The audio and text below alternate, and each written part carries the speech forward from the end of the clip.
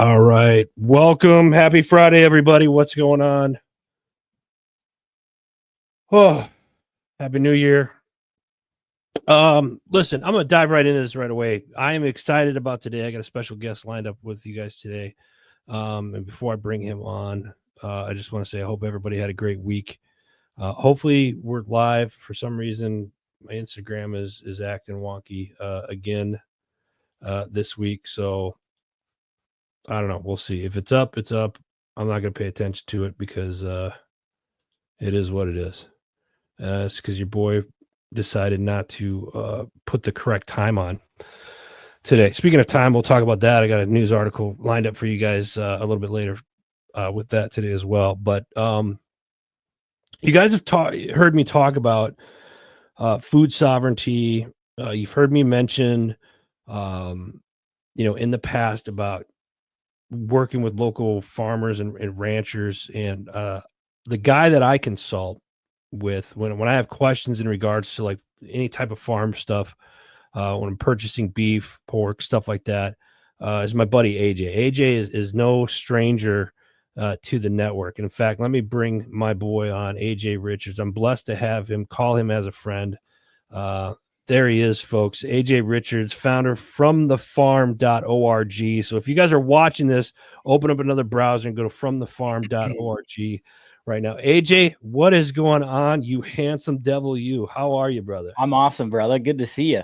You too, man. It's been a minute. It has been a minute. Usually we stay pretty connected, but it has been a minute. Yeah.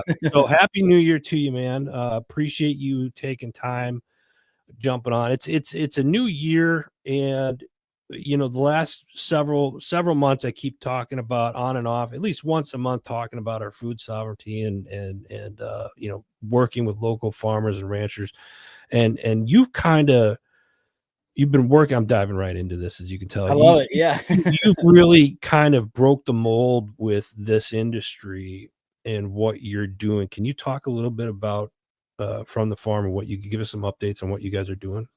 Yeah. I have an agriculture background, not me personally. I grew up with fifth generation ranchers from Southern Utah. My family went out to the Arizona Strip, we call it, just north of the Grand Canyon, homesteaded in 1916, and they've been raising beef there since then. Now, I'm sure if we went beyond when they settled here, everybody was growing their own food. So everybody listening to this has family who was involved in agriculture at some point.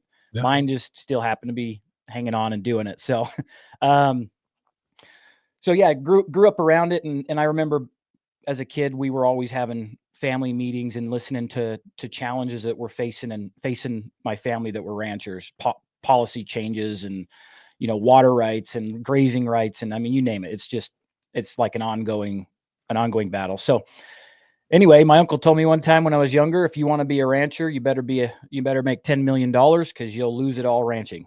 So if you want to be a millionaire rancher, start with 10, you'll lose it and you'll have $1 million. And it's unfortunate that that's the joke, but most people in ag get it and they'll kind of chuckle me. Yep, that's how it goes. So I spent my adult life trying to make the money to go and be into ranching. And that's where we met. We were down in Phoenix. Yep. Started a business down there. You and I met down there. That didn't work out for me. Ended up back in Southern Utah. And finally, I just called my cousin and I said, "Hey, can I sell beef for your ranch? Like, let me just get into ag. This thing I'm trying to get into, what if I just get into it at a base level in the industry and work my way up that way?" So let me get a shot. That was late 2019. It was doing really well. We were growing. We were getting people in our town on a monthly subscription. And then sometime in March or early April, we called the slaughterhouse to get our next round of slaughter. And they said, yeah, we can get you in 18 months. And I went, what? 18 months? Because prior to that, it was like, we can get you in next week. That was like the norm. We can get you in next week. And I'm like, okay, cool. But this time, a year and a half. And I was like, whoa, what's going on? And, at this time, everybody was talking about the milk, the thousands and thousands of gallons of milk that were being just flooded into fields, and all the vegetables that the farmers were doing videos of, showing you they were wasting it all because the supply chain literally crumbled. And then in 2021, people might remember when they had limits on how much meat you could buy in the grocery store, if they even had it. So anyway, all of this stuff's happened, and I'm driving through the countryside, and I'm seeing fat cattle in the field, but the grocery stores are empty in these cities. And was kind of an aha moment to just recognize how bad off we are, how severe we have degraded our food supply chain in America. Last year, we became a net food importer for the first time in history. And for those that don't know what that means we have to import. We have more consumers in our country than we have food growing here. So we have to import it. Now, why are we importing it? Well, policy. I would say we don't. Do we not have the means to grow it ourselves? We certainly do. But when policies and bad leadership is in the way, it destroys the small family farms and ranches. So only a few large corporations are left to exist, and we just don't have the producers. So it turns into a control. Oh yeah, 100%. You know me. It's like we're going there. Yeah, you get some conspiracy, but you're gonna start saying it, and we start like, shit, that makes sense. I get what these guys are saying. Yep, I've long since felt that my conspiracy is intellectual food property is what they're going for. Right. Big food and big pharma are the same people. Big pharma has already played this game. That's why all the homeopathic and naturopathic methods that our ancestors used, and I'm not saying there's not a ton of value in modern medical science and technology, but when it comes to like maybe normal ailments, the things that can be cured by things that grow in your garden, that you can grow in your garden, that's the kind of stuff I'm talking about. And they made all of the naturopaths and the homeopaths sound like quackpots. And in fact, that's not new. I mean, there's this book called The Immortality Key that talked about the medicine women of frankly, of Christ time and the Roman times, and the whole witch hunt. The witch hunt was actually hunting down the healers in the community, and they killed all the women that knew this historical knowledge. They wiped out the grandmothers, the mothers, and the daughters during this time so that nobody knew these medicines that they were using. Now, this is a long time ago, but we're seeing some of the same things nowadays. So same concept. Yeah. So intellectual food property. So you've got this method that the big pharma did, and now because big pharma and big food are essentially the same people, or the largest investors are the same people, I was feeling like this whole push towards lab grown and fake meat was the same thing. They're going to vilify and tell you that cows are the problem and they're causing global warming and we all need to get rid of meat. But don't worry, Adam, don't worry. We've got the solution. So you can't use your natural herbs anymore, but don't worry. You don't want cow farts. Yeah. That's global warming right there. Yeah. Your herbs and your cayenne pepper, that's not good for colds. You've got to use NyQuil. Yeah. Because if you use the other stuff, you're a quackpot and you're probably going to hurt your family if that's what you use. So you got to use NyQuil, right? Now, you can't eat meat. Meat's really bad for the environment. If you eat meat, Adam, you're killing us all. So you're the problem.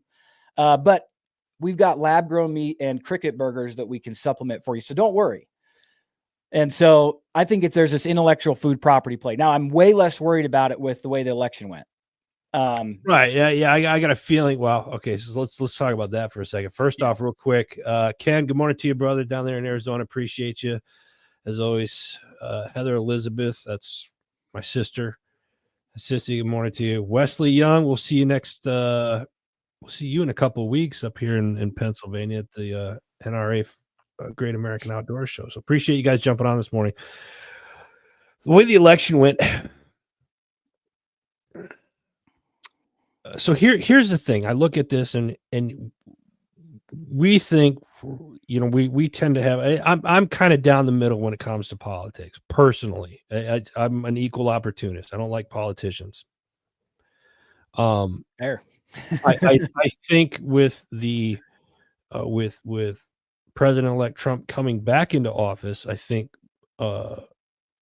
we will see an increase in production of foods. I think he was one for the farmers, not one to take away. I think in the last administration, you noticed that you saw more Chinese companies buying up farmland here as well. And then I want to, go back to what you said earlier about lab grown meat, like 3D printing meat. Like you're telling me plastic, you want to put plastic in our body, Yeah.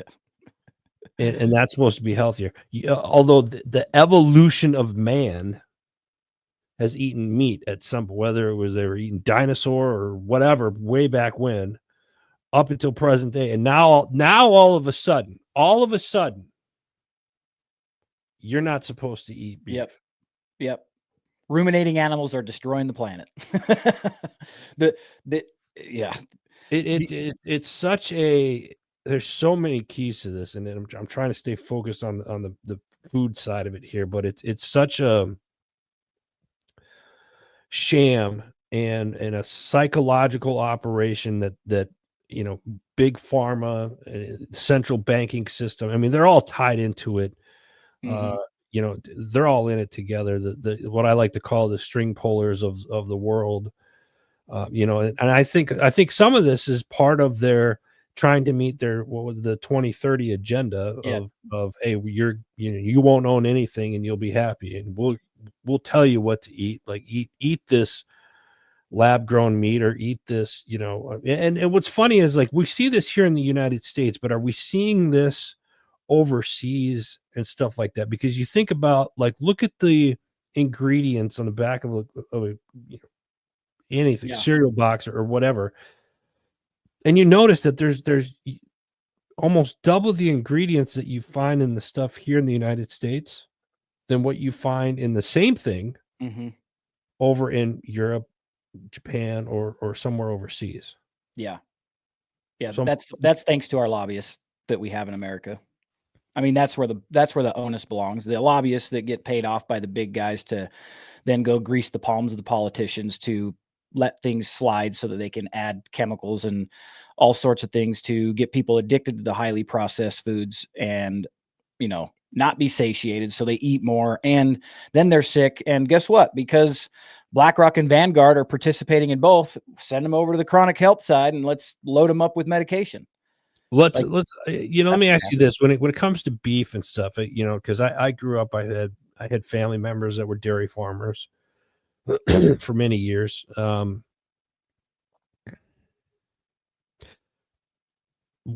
For those that are watching, whether now on the different platforms, David, good morning, brother, um, or that watch this throughout the weekend, mhm. what is it that they should look for? I know the difference between when I buy. Well, ever since talking to you, I have not bought a steak, or I have not bought any beef products at all from the store in the last 3 years now. Nice. And Awesome.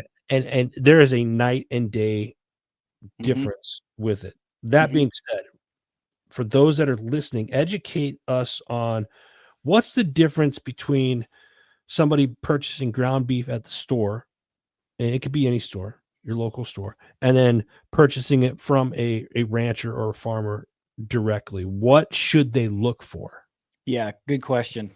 When you ask that question, what should they look for when they're asking the rancher? When I'm saying, like, well, first off, a lot. I think what's one of the things that you first taught me is when I was asking the rancher. Let me ask you this: what are some questions if I'm going to Yeah, a local yeah, rancher? yep, What are questions that I should ask that rancher yeah, about the beef? yeah. First of all, if you're going right to the local rancher, you don't have to ask him if he's using mRNA vaccinations Okay, because as of right now, that's not approved for use in cattle, and so ranchers are not seeking it out to sneak it into the supply chain. The problem is I don't know if those in the large scale feeding lots are because they've been asked by somebody else through some back channels. gotcha. And I really don't know. It's highly likely that they're not, but we just don't know because why? You can't ask. You can't call up the people raising the beef and be like, "Hey, Are you putting a bunch of junk in there? If it's in one of these massive feedlots that's ultimately going to end up in a big chain grocery store, right? Okay. The biggest difference of going direct is first of all, you actually now have somebody you can talk to about how it's raised and what they do and so forth. So don't worry about the mRNA in beef that you're buying from local producers, because they're not using it. So what you would want to ask, if depending on who you are, some people want to know if they're given any hormones or antibiotics. And I had some cattle and I was anti-antibiotics until one of my cows got pneumonia. And then I called my cousin. I was like, hey, I got a cow with pneumonia. And he's like, you want to use that antibiotic now, don't you? And I'm like, yeah. And I was like, yeah, I see what you guys are talking about, because this creature is in my care. Right. And if I can give it an antibiotic and make it better and heal it up. Now, my responsibility as the producer is, one, I either decide I'm going to eat that myself because I don't care if it's got the antibiotic once it's flushed through the system. Right. Or my responsibility is to tell you, Adam, when you call me, and if you say, hey, I don't want anything with antibiotics ever, then it's my responsibility to not sell you that beef. And most of the producers that you'll meet and the ones that we talk to on our platform, they wouldn't. They're people of integrity. And so they wouldn't sell you something with the antibiotics or the hormones if that's what you didn't want. Right. You'll find conflicting studies that, you wait a long enough standoff period and it's gone. And then you'll find some that say even traces can affect your hormones, especially in women, because that there's traces of that in the meat and there could be problems. And one of the issues is maybe something that we're dealing with comes from these things that are in our food that we just haven't traced back yet. So again, if you go right to the producer, you can ask the questions. Most of the questions I'm asked from people about producers is how they're finishing it. So that's another good question that you can ask directly. What do you mean by finishing it? What do you mean by that? Yep. So you've got the life when they're raised, and then there's a window, the last few months or so, when they're finishing them out before they're ready for slaughter. Okay. So if you buy grass-fed and grass-finished beef, or free-range beef, and labeling gets really tricky. This is the problem for consumers is the label laws are very, and that's a whole topic there, but the label laws are interesting, right? Because I can sell you a grass-fed animal if I feed it on grain for 90 days or 120 days, if long as it had grass 50% of its life. So you as the consumer aren't going to know that when you go read a label that just says grass-fed, because they can do that. They can put grass-fed on there, but in your head, you're thinking, I want grass-finished. That's what you're thinking, but the label somebody put in to be clever says grass. So ultimately, one could say that's false advertising. Well, not according to label laws. So what you need to ask for as the consumer is grass-fed and finished. So now you have to know as a consumer to be very specific with what you're looking for. Right. Or again, ask your rancher that's got grass-fed advertised and say, is that grass-fed and finished? If that's the case. And many times even the rancher isn't trying to pull one over on you in many cases, right? I would usually designate that probably for a white label company that's just trying to be competitive with, like, Butcher Box or Good Rancher or whatever. Mm-hmm. But if you ask your rancher, most likely grass-fed to him probably means grass-fed and finished. But a lot of people like the sweeter flavor that we've been trained for. Right. Like, there's a sweeter flavor in beef. It's really tender. That's the marbling you're talking about. Most often, you're not going to get that from a grass-fed and grass-finished beef. Now, that's not entirely true. I've seen some regeneratively raised beef with some really thoughtful finishing programs behind it. Regenerative meaning they only eat forage from birth to slaughter, and they're rotated on pasture and all these kinds of things. So I've seen some really highly marbled beef that is raised that way, and genetics play a role in that too. But by and large, you're not going to get as much of the marbling unless there's a few days on grain at the end of that, the growth cycle. Got it. And so you're going to ask them, do you grass-fed and finished or corn and grain finished and all that kind of stuff? And there's nutrient values and benefits to each. And you can overfeed an animal corn and grain. So now they're super high in omega-6s, which is your inflammatory responses in your body comes from omega-6s. So you can flush the omega-3s if they're on grain for too long. And so now that's why you need fish oil supplements, because you're not getting omega-3s in your natural diet, because most beef in the grocery store, they rush them to be fat, because the longer they sit in a feedlot, the more money they're costing them. So they've got these really scientific nutritional programs to get them to a certain weight within 18 months so that they can get them slaughtered and out the door.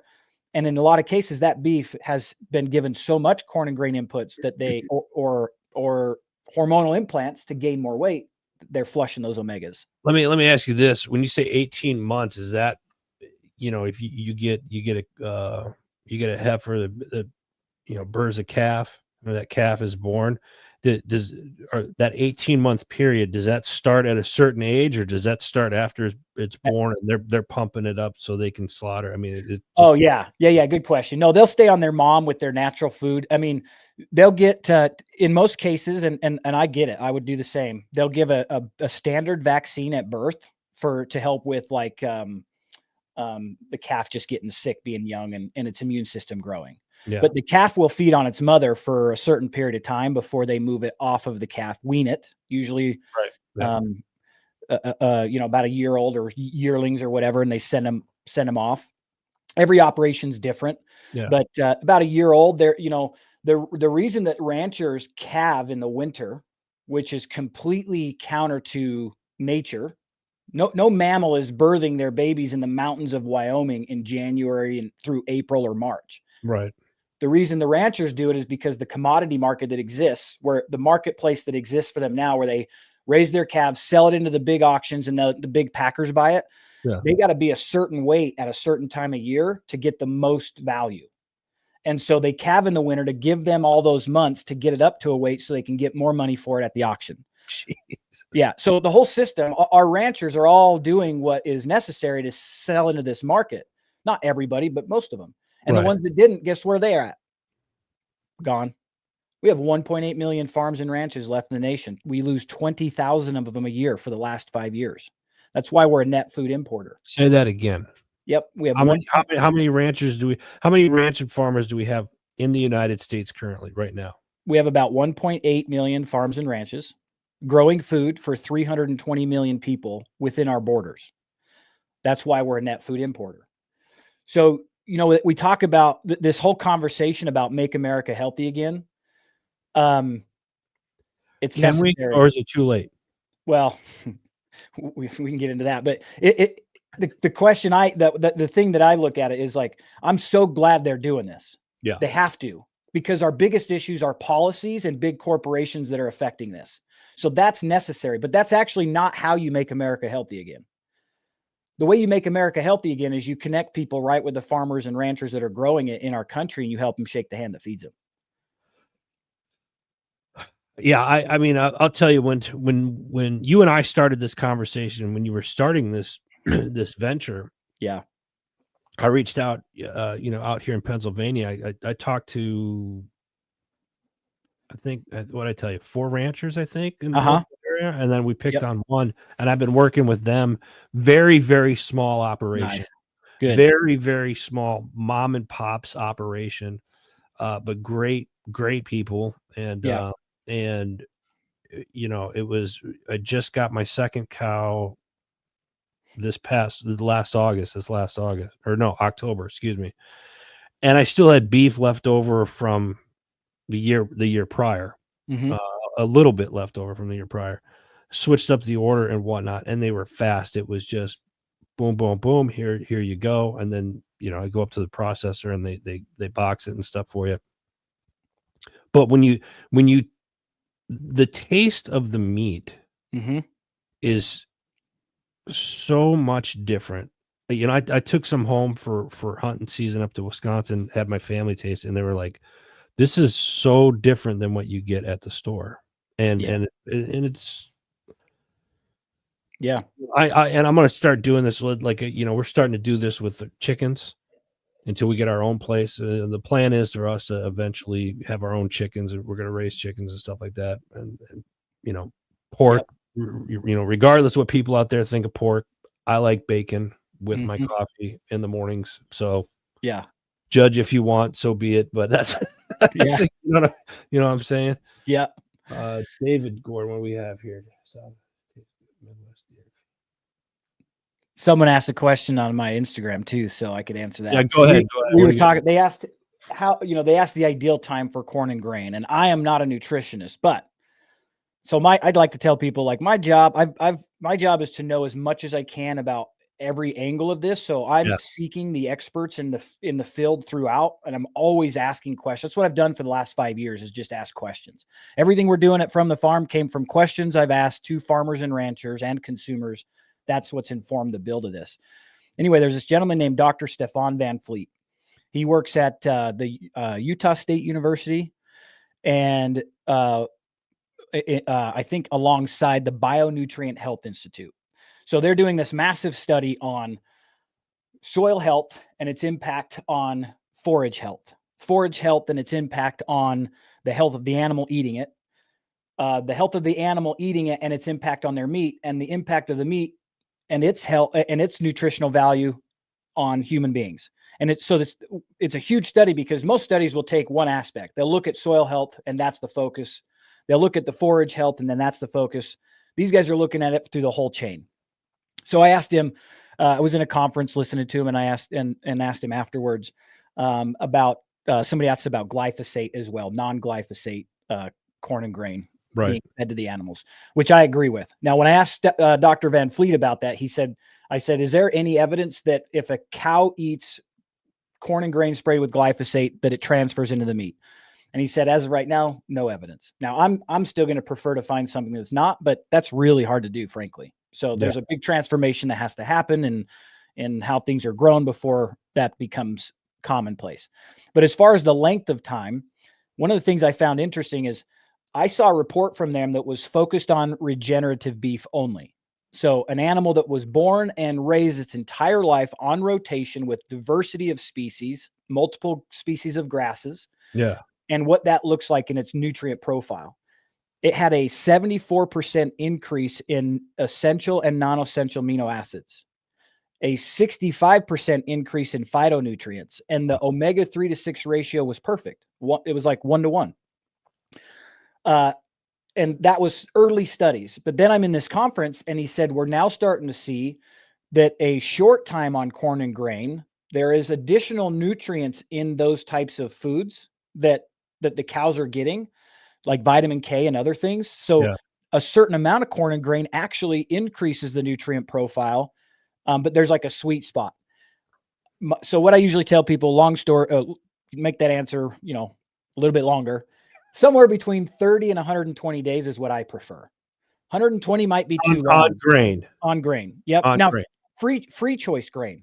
Right. That's a whole nother level. Like this is a very complex industry. So you say free choice grain. What do you mean by that? Means they can access regular forage. It might be grass that's baled. Like if you're in Montana right now, you are not foraging on the open prairie for grass. You're eating baled grass from earlier in the season. That's the only way to do it in certain parts, right? And in most parts of the country, because you have growing season and non-growing season. Right. But free choice means here's their normal forage, and we're going to put out corn and grain for them to eat as they choose because they like it. So now they're getting a mix of the two. And so about 30 to 60 days is what I prefer. That's what I just bought this last time because we did the grass-fed and finished only. And one of the challenges is our palates have been trained for the flavor profile of marbled beef. Right. So when you go to grass-fed, a lot of people are like, "Oh, that's gross. It tastes like sagebrush or whatever." Now, let me be very careful. There are some grass-fed and finished farmers out there that have worked really hard on their genetics. And so you'll eat as good of a grass-fed and finished steak as you will a corn and grain. They're just hard to find because I want to address two things real quick, and then I'm going to ask this question. So David Gordon, I'm going to bring this up because I know deer in the Southwest, Midwest deer feeding on farmers. I agree, and I'm a Midwest hunter.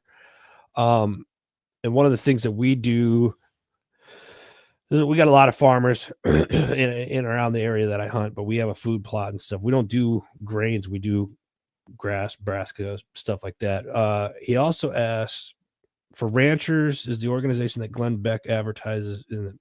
No. No, Glenn's advertising a white label business, meaning they just aggregate from ranchers, put their label on it, and you buy from them and they send it out. Gotcha. They're a middleman. Okay. Our goal is to cut out all middlemen, so not the same. Gotcha. And then Rich, good morning. I see you there. Andrew, thank you very much.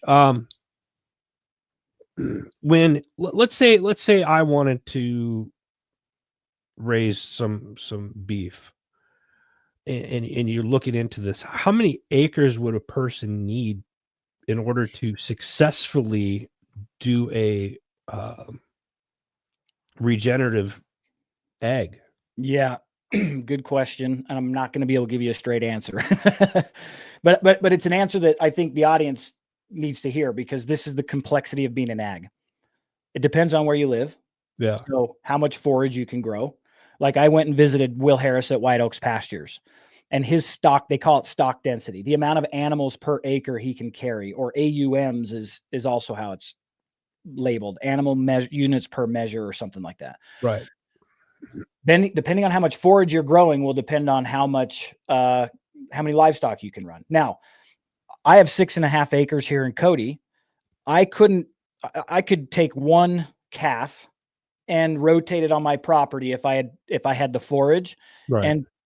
and do good. I could do that throughout the summer, but I would still have to have a supplement ready to go, buying it and bringing it in for the winter.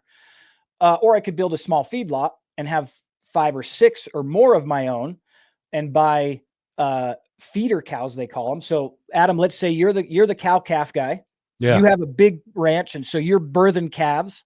Yeah. And I'm a friend of you, and I say, hey, when that cow gets to 400 pounds or 500 pounds, I want to buy it from you. So you've got the ground to get it to that weight. Now I'm going to buy a few of those and bring them to my place, because they're ready to be finished out for that last 60 to 90 days or 120 days. And now I can just feed them out in my small piece of property in a small feedlot. So I could do more that way. But if I wanted to raise a cow from birth to full weight, you're going to end up with having to have more ground, because now you got mama and baby on the same ground. And if you're in the West, like my uncle or my cousin runs a ranch in Arizona, it's a desert and it's massive. Now he doesn't, what he owns is not massive, but what he has the right to graze, his grazing rights from the BLM, the Bureau of Land Management. Right. It's like 600,000 acres. And you're like, holy cow, you can raise all kinds of cows there. Nope. It's BLM land, and they tell you how many cows you can raise. So on his ground, he can have one pair per 100 acres, I believe. Wait, one pair per 100. So 100 acres for 2 cows. Mama and baby. Yep. So you've got 600,000 acres and only a couple of hundred cows. Part of the issue of the desertification of America is because these guys shouldn't be making the rules on how many cows you can carry. Right. They know nothing about ecological impacts and the environment. They know nothing about water cycles, local water cycles. They know nothing about what actually causes desertification. The cause of desertification is the removal of ruminant animals from desert environments or arid environments. And real quick, I want to Andrea asked a question here. You want to answer this? Can you see that? Oh yeah. Where should I order beef to ship from? Good Chop, something like. Good question. I wouldn't recommend that you order from any of them. Those are white labels. That means they're buying that beef from the rancher at a much lower price than they need to survive. So my recommendation is go to our website, fromthefarm.org, because when you buy there, you're actually buying right from the rancher. The money, the commission that we earn, we don't keep it. It goes back into the platform for more software development, more marketing, and logistics where it's needed. So our business is we don't make a penny off the backs of our farms and ranches. Those businesses you mentioned, they buy it, they negotiate a price, buy it at, in some of these businesses, maybe the ranchers feel taken care of because they have enough that's good. But our smaller farms and ranches, they can't afford to give anybody the margins. They're just not there. Yeah. And so that's what we call white label. They're a middleman. They're making a profit off the back of our farmers and ranchers. Now they are helping with the marketing and moving beef through, but there's a better way to do it. So, and a lot of the times, correct me if I'm wrong, but when you go to fromthefarm.org, fromthefarm.org, you'll be able to, a lot of time you might be able to find local farmers and ranchers in your area that you can Yes. work with directly as well. Yeah, that's our goal. Our goal is to hyper localize the food supply chain. This gets back into the conspiracy truth theories. Yeah. You know, Yeah. when you have 1.8 million farms and ranches, the other thing that you people don't know is that only 30 slaughterhouses process 80% of the meat we consume. So the 2021 shortage was due to a foreign hacker from Russia that hacked JBS and had an $11 million ransom to unlock them. And so they were closed for like a few consecutive days until they actually paid the ransom. And so these facilities are processing 6,000 to 10,000 head a day. And when you shut down 3 or 4 or 5, you cause a significant problem for the American food supply chain. And so that's why the shortages happened in 2021. My main concern is how many foreign adversaries have crossed our border that we know for a fact are hiding here. I spoke at a conservative conference in St. Louis. I was on the stage with people like Glenn Beck and Dr. Peter McCullough and just all kinds of really highly knowledgeable people in their space. And there was somebody talking about, they were there to talk about the illegals that have crossed the border and certain numbers within that demographic. And he said, we know that there are 20,000 highly trained special forces Chinese operatives hiding in America. We don't know where they're at. We just know there's that many here. As a combat veteran, as veterans, you looking at your supply chain. Your supply chain is important. And then you look at slaughterhouses. Would you call those a hard target or a soft target? Oh, those are easily, you're moving at those. And one of the first targets you're going after next to communications. Yeah. So we are in real trouble. And the solution is back to the 6 million farms and ranches we had prior to 1930 or more. Yeah. So our mission at From the Farm isn't to stop the loss of the existing farms and ranches we have, because that's not good enough. We only have 1.8 million as it is. The mission is to make selling farm raised food so easy that all of us millennials and zennials that are our midlife crisis isn't a sports car that the baby boomers had. Our midlife crisis is 10 acres and leave me the F alone. Let me grow my food. That's so damn true. Yeah. God, I've been looking at land for the last, I don't know, right. 2 years now. Right. So and how many, yeah. So how many people are scrolling their social media and it's all homesteading and farming? I mean, there's a massive movement. In 2020, there was this event called, it was either Modern Homesteaders or Homesteaders of, I think it was Homesteaders of America, HOA. They were doing this homesteader conference and they had like 200 tickets and they sold out. I think they're selling out like 8,000 or more within weeks now. I think more and more people, it's not, somebody said a couple of years ago, oh, this is just going to be a trend that starts. And if you look at it, you think about the homesteading side of it, we're kind of getting back to the grassroots of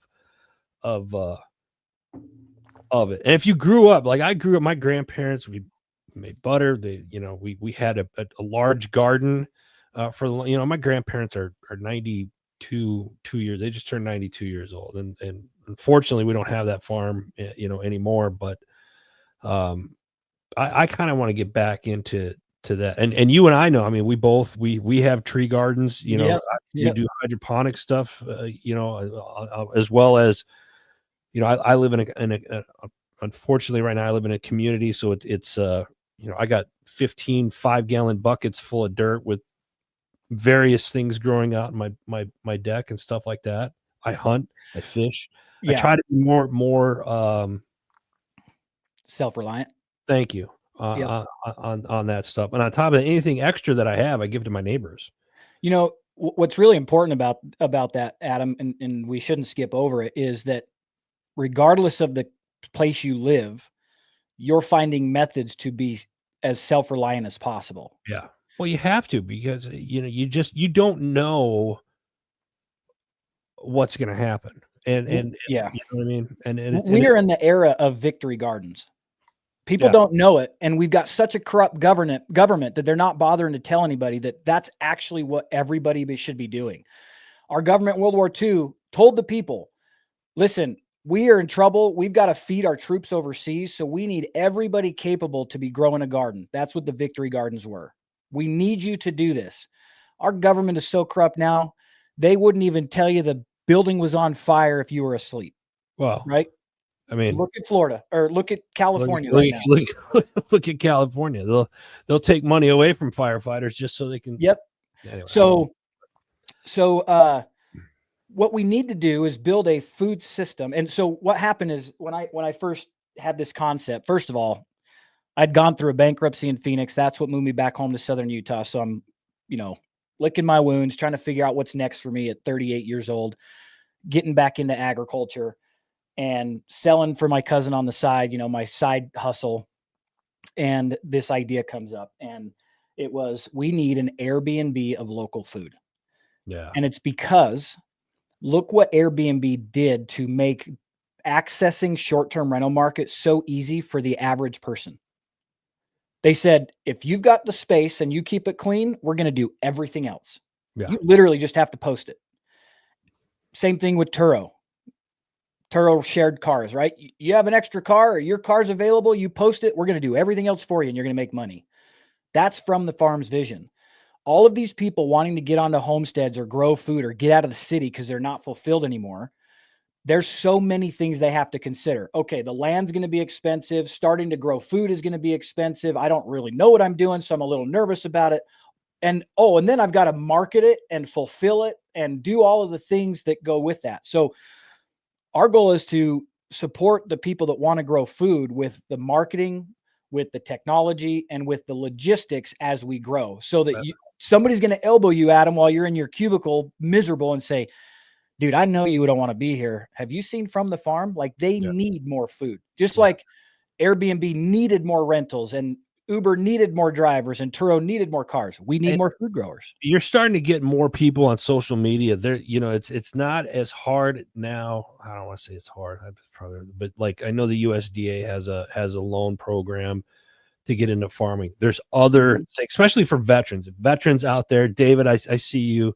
You was hoping to retire, get a farm in Southern Utah within the next year. Good. I hope that happens, brother. Let me know when that does. We'll come out and visit.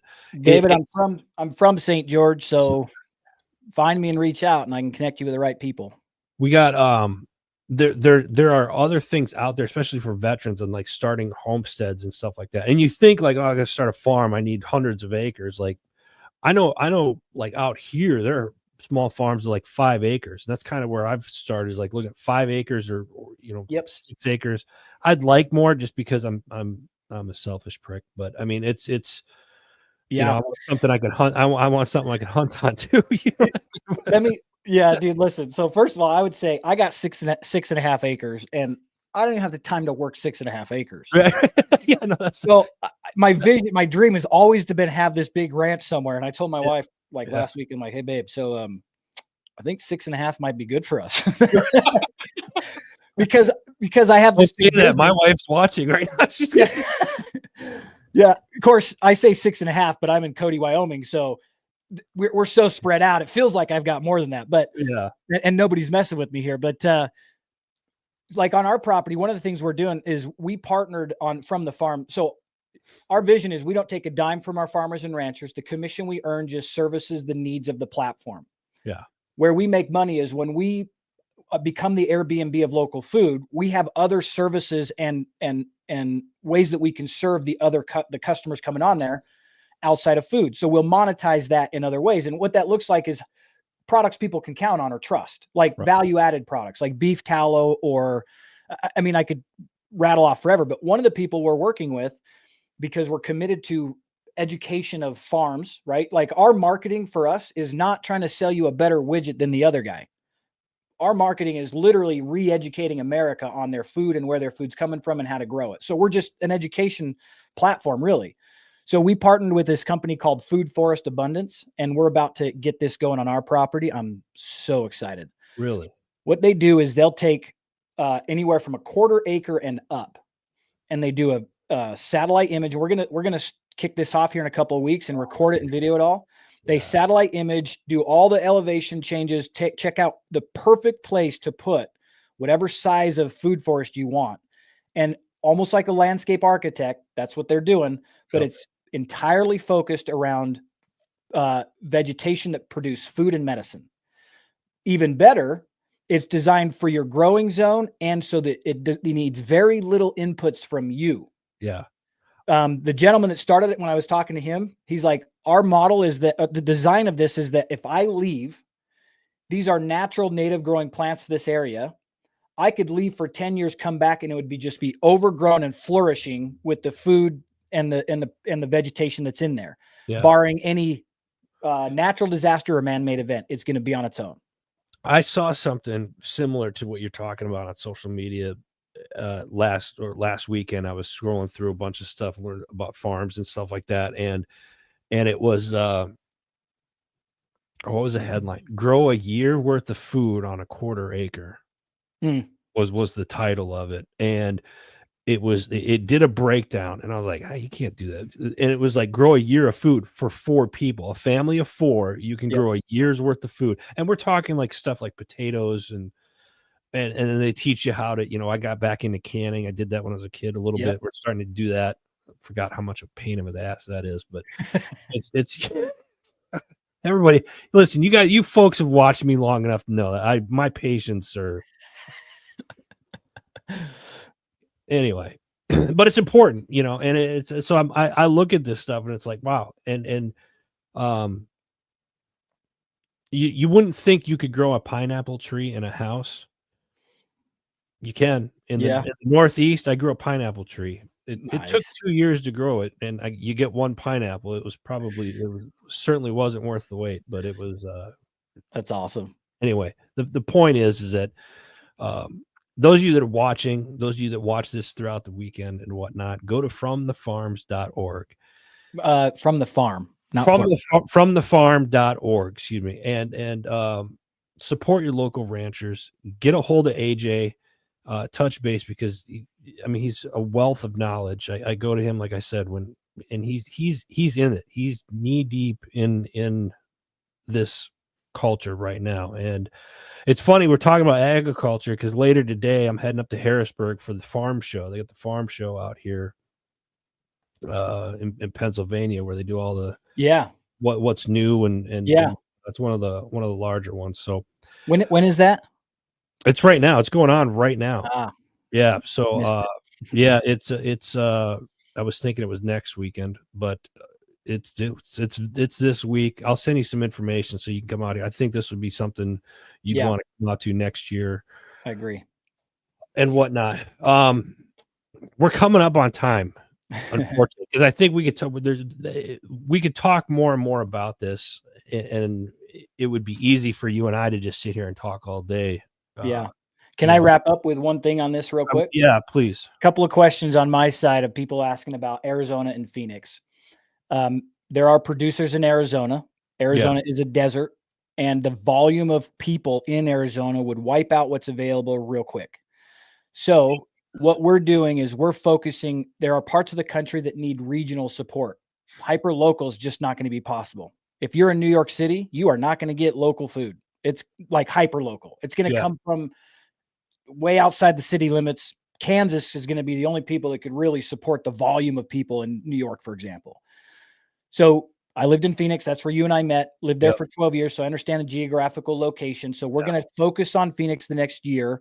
And what we're doing is we're tying all of our producers in the Rocky Mountain West to the consumers in Phoenix because they need it. And the producers in the North need the volume of consumers down in the South. Right. I'm in Cody, Wyoming. Wyoming in general, there's only 500,000 people in the whole state, and most of them are raising beef. So if you're selling to direct to consumer, who are you selling to? Yeah. Not your neighbors. Right. They have to get it out of here, and they raise great beef. So we're really focused on Phoenix.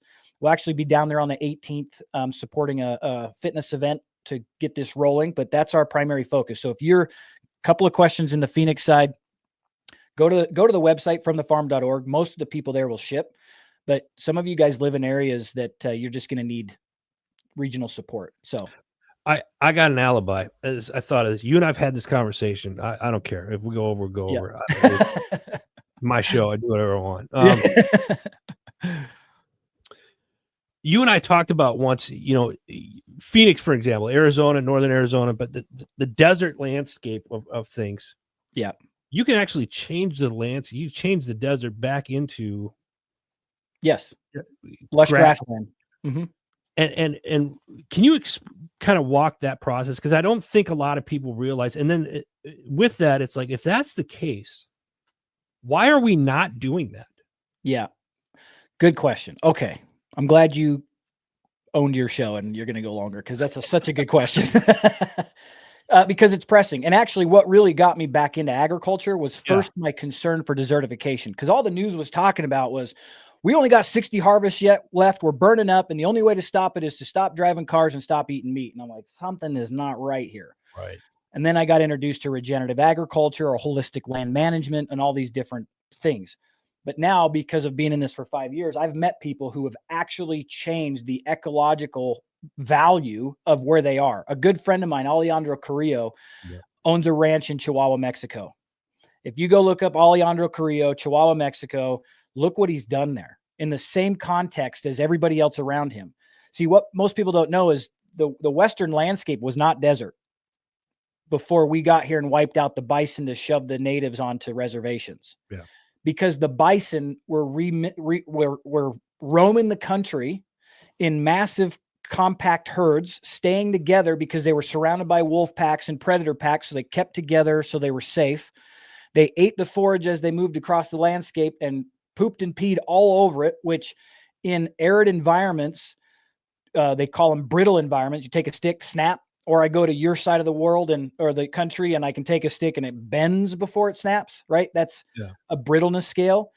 In highly brittle environments, the only moisture you're going to get is from the ruminant of an animal's gut, right? And that's what breaks down the biological matter. So they would blanket the landscape with heavy manure. So by the next season, all of that biological input created lush grasslands. Yeah. So I'm actually part of another project in Utah. It's called the Escalante Land Trust. We've got 60 acres in a place called Burrell that they call the Escalante Desert. But historical journal writings, the Escalante Catholic Party went through them in the 1700s, and they said, we've never seen more beautiful, lush grassland in all of our travels. Really? And it's a complete desert. The only thing you're finding now is sagebrush and greasewood and some other, plants that grow in high saline soils because of the, what's happening with the evaporation. So it can be reversed. And so what people are doing in the regenerative space or the holistic land management space is what we're doing. We fenced off 40 acres. We're going to bring cows in. The guys that I'm working with that are running the project, because I don't live there anymore, they're bringing a whole bunch of cows in. They're going to bale graze them on the ground, and they're going to kickstart the ecological, the biomass in the soil. And the way they're going to do that is they're going to put a whole bunch of cows really close together like a feedlot. And then they're going to manure all over that until there's about an inch of manure. And then they're going to move them to the next section and do the same thing. Are they building the pens just so they can keep them in a condensed area for this particular purpose? Yep. So they perimeter fence the whole 40 acres, and then they're going to cut smaller paddocks within that perimeter fence. Yeah. And then they're going to heavily concentrate the manure, and then they're going to get them off there and let that manure do its work. And that manure is going to, their hoofs, their saliva, like there's so much behind this. People don't know the saliva from a cow, when it puts its tongue down and pulls off the root, bites, that saliva transfers organic, material back, biological material onto the plant that then feeds into the roots that we don't know about. So when you tell my cousin he can only have one cow per 100 acres, why do you think it's desertifying? Because tell me, go find me a cow pie in 100 acres with one cow. Right. You don't have enough. And so there's a lot of this stuff. So we can reverse desertification, which when this whole climate change discussion is happening, that's where it belongs. It belongs on desertification. Everything else is a bunch of hogwash. If we focused on desertification, the more grass that grows, the more natural carbon is pulled into the ground, right? You go to the lush green grass that's never been adulterated, and you take your shovel and you kick it over, it looks like chocolate cake. That's carbon. That's carbon pulled out of the air by grass. Oh, but Bill Gates wants to pump it into the ground with highly expensive technology that's a bunch of BS. but he also wants you to eat his fake meat. Can you see what's going on here? And so you increase the grass, you pull more carbon into the soil. That grass also recreates what's called a local water cycle. 40% of our rain came from local water cycles. The rest comes from ocean, blown in on the ocean. But where's the most valuable real estate in America? Coastlines. Right. Well, at least till COVID. Now it's Jackson Hole, but coastlines. So you've got all these cities lining the coastlines and they're concrete jungles, and they're putting off this tremendous amount of heat up into the air. So now the normal rain that would come off the ocean runs into this heat wall. Boom. Stops it. Yep. Until it builds up enough where it becomes a problem and it pushes through that heat wall. So you're changing the water cycles from the ocean side. And then we desertified the local water cycles because haven't managed it the right way through poor policy. But if you increase grass, it puts off what's called evapotranspiration. Okay. That means grass sweat. Right. If you're ever walking in Arizona or somewhere hot, and then you walk through a park and you're like, whoa, it's much cooler here. That's because the grass is all sweating and it's releasing this moisture. That's what creates the local water cycle. Right. So if you focus on increasing vegetation through regenerative agriculture, because you're really focused on soil health, you can restore all of this. And I tell people soil is the core of how we live. Jeez. And people might be like, what are you talking about? Because if you have poor soil, you have poor feed. If you have poor feed, you have poor feed livestock. If you have poor livestock, you have poor human health. It all starts at soil. It's at the core. It's at the root. And that's a biblical term across everything. Yeah. Jesus. I ran. Someone's going to see this and be like, oh, cancel these guys. That's all right. I can play that game. Cancel these guys. Wouldn't be the first time, folks. Yeah. Would not be the first. Yeah. Oh my God. Listen, AJ, I appreciate you jumping on today, bro. Thanks for inviting me, brother. I really appreciate that. Those of you that are watching right now, and had some questions here. Let me put this up. Oh, that's David Davis. That's a place that he's ordered from. Let me see here. On the site, I'm in Pueblo County. Yeah. We're glad you said that. I'm glad you brought that one up too. We're a startup, folks. I need your help. So if you run into something, email us at support@fromthefarm.org. We call this the Feed the People, Buy the People campaign. Yes. We are not backed by VC dollars. In fact, when this calling was placed on my heart, it was also made very clear that we will never sell it. So we're very cautious. We're actually running a crowdfunding campaign right now. We've hit $295,000 raised from 280 people. And that's so that we can keep this out of the hands of greedy corporations, because make no doubt, when we succeed, JBS will show up with $1 billion check and try to sweep it right out from under us or somebody else. So if you set up an account, it makes it way easier. We don't sell your information, but there's a zip code or a state button that you can enter where you're at, or just scroll down a little bit. And at the bottom, there's a map view. I like the map view. Do you see that screen down there, Adam? Let me see here. Let me pull this up here. Here. Yeah, if you click map view, this is what you're going to see. This is the producers we have on the platform so far. This is where, what we have so far that are live. But if you click that map view, and then you can click on each bubble and then go see more about the farmer or rancher and connect that way. That's cool, man. This has gotten big since the last time I was on it. Yeah. This is really cool to see. Folks, if you got local people, like North Carolina peeps, I know we got people on here from North Carolina, Tennessee, Pennsylvania, where you guys at? Get your local farmers and local ranchers on this site. Tell them to reach out to AJ and have it be on there. I mean, it's going to benefit them, and more importantly, it's going to benefit you and your community. So, great stuff. Again, AJ, thank you. We're coming up on time. I want to say this with the shows this week. I may do a second show. We'll talk about the shows, but usually I go in and talk about the shows of this week, what the shows did this week. Find all the shows. Go check out our new website, heroesmediagroup.com. We got a facelift on it. If you're in Florida next week, I'll be in Florida for Military Creator Con and Podfest. I'll be speaking next Thursday afternoon, January 16th at the Renaissance Orlando at SeaWorld for Military Creator Con. For more information, just hit me up or go to militarycreatorcon.com. Again, go check out all the shows. I will post the shows and what they talked about this week after this show here in the next hour. So you'll be able to find that stuff there. Shout out to all of our sponsors that are coming back on board this 2025 season. Shout out to my tax fella. Appreciate you guys over there, always taking care of our bookkeeping, our taxes. Jim Neary's Live Bait and Tackle, Warriors on the Water Ltd. New sponsor, Fin Tactical. They're the ones responsible for our new website. Thank you, gentlemen. Appreciate you guys. The Freedom People, those of you that want to get off the Matrix, go check out the Freedom People.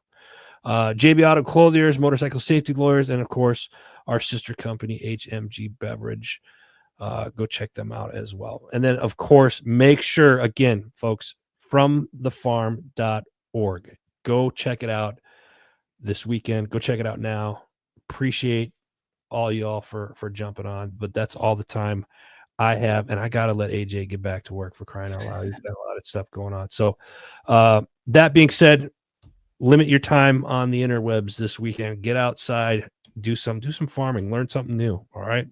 I'll be around next week. We'll be live from Florida at Podfest. God bless you. God bless America. AJ, thanks again, brother. We'll see you guys next week. Take care.